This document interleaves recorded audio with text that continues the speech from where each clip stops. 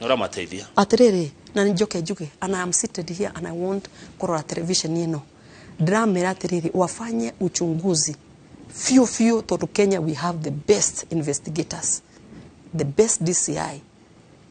Let us go to the root cause. Ndakura atiriri if this one is not arrested now direkaga misemanio gwakwa dirithia kura ndirenda guthi and I have a freedom to go from Goriba to Rally. I have a freedom guthi kura guothe ndirenda so long as ni hotete kuhoya rutha na permit. If this one is not addressed ona handu hangire kurithia gukoraga no na andu magathi scot free ndenda kuga atiriri investigators niona ni nyandikite statement na ndiandikite imwe njititwo maita meri nyandikite statement na ndenda guteithia as much as I can so that tutarie the root cause of this problem yohoroyo isoto once and for all na kumenyekane atiriri who actually killed Twati. Yes. Yage ekogegatuka ne murunaguo wa Gatondo South. Even if it is myself. Okay. Even if it is myself.